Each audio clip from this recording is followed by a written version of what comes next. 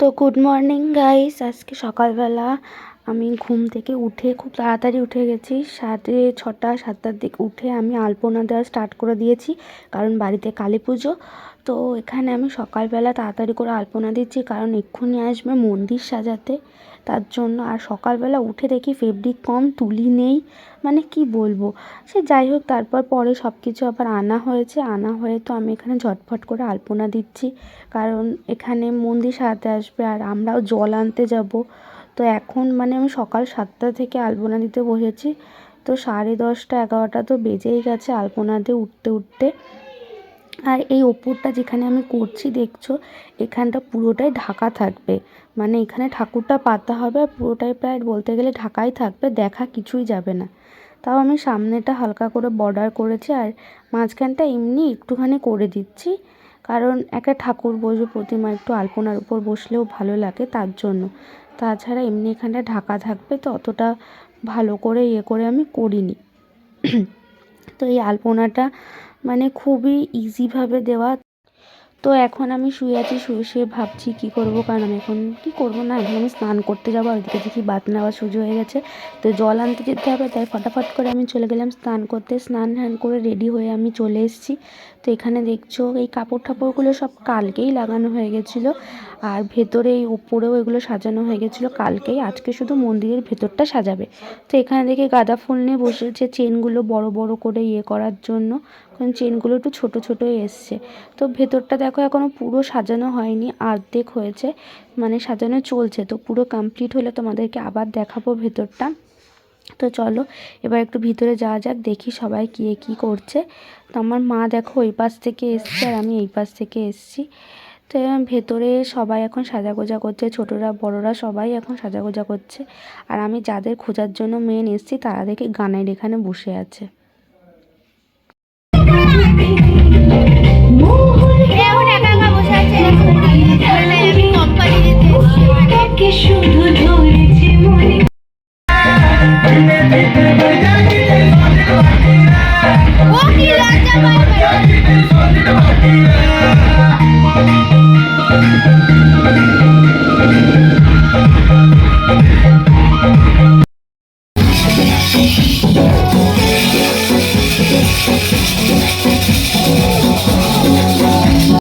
এখানে এখনও ওদের খেলা শেষ হয়নি আর ওদের এখনও সাজা শেষ হয়নি, এখনও লিপস্টিক পরেও সেজে যাচ্ছে। আর বাইরে দেখো আমার মাকে এখানে কাজে বসিয়ে দিয়েছে। মাকে হচ্ছে ওই চেনগুলো মানে যে বড় বড় করছিল একটার সাথে একটা জোড়া লাগিয়ে, তো সেইগুলো করছে। আর এই আবার আমাকে নেল পলিশ নিয়ে আসলো পরানোর জন্য। কোথায় যাচ্ছিস বল, কোথায় যাচ্ছিস, কার জন্য? আমি তো ভাবলাম তোর বিয়ের জন্য। মেয়ে তো পাবি না, তাই কলা গাছ থেকে বিয়ে কর। তো আমরা ওখানে কলা গাছ পুঁতবে বলে মন্দিরের সামনে, তাই আমরা এখানে চলে এসেছি কলা গাছ নিতে। তো এখানে ছোট্ট ছোট্ট সুন্দর দুটো কলা গাছ ছিল, ওরা ওই দিক চলে যাচ্ছিলো, তাই আমি বললাম এই দুটো ছিঁড়ে নে, মানে কেটে নে, এই দুটো গাছ ভালো আছে। তো এখান থেকে আমরা এই দুটো কলা গাছ কেটে নিলাম, নিয়ে এবার আমরা চলে যাচ্ছি আবার বাড়ি। তো এই দুটো গাছ বেশ ভালোই হয়েছে, খারাপ হয়নি। অন্য যে গাছগুলো ছিল তার থেকে এই দুটো খুব ভালো হয়েছে, আর বেশ সাইজেও পারফেক্ট আছে, পুতলে বেশ সুন্দর লাগছে। তো গিয়ে এবার আমরা দেখো এখানে একটু ঢাক ঢোল বাজাচ্ছে আর ওদিকে মন্দিরও সাজাচ্ছে, তো চলো দেখতে থাকো।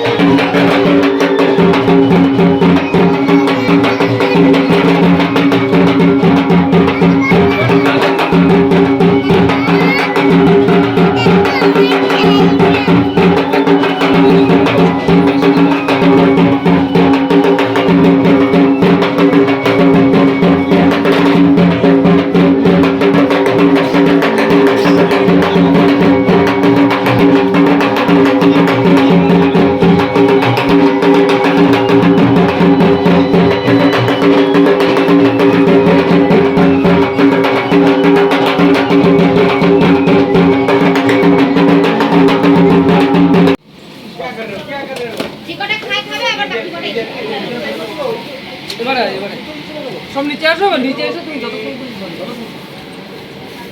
এই ইয়ে প্লেটগুলো নিয়ে এসো, প্লেটগুলো আসতে করে তুমি নিয়ে জানি এবারে প্লেট আছে কেন প্লেট আগে কাজ করো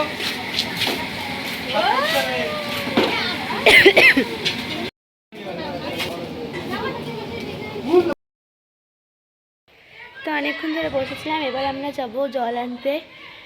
তো সবার গোছানো হয়ে গেছে, বাজনা হাজা শুরু হয়ে যাবে আর এবার আমরা বেরোবো। তো চলো দেখতে থাকো। বেচারা এখানে কলসি নিয়ে ফ্যাসাতে পড়ে গেছে, কলসি কি করবে বুঝতে পারছে না, হাতে হাতে সিঁদুর লেগে গেছে পুরো।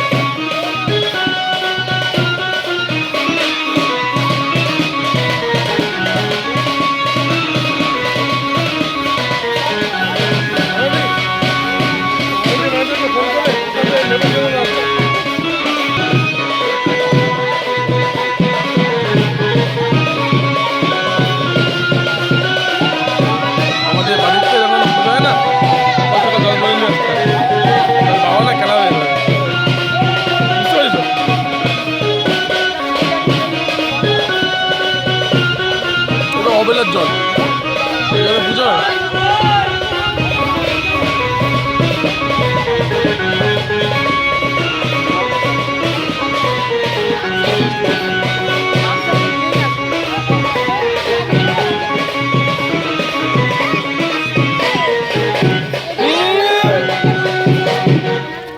বিশাল রং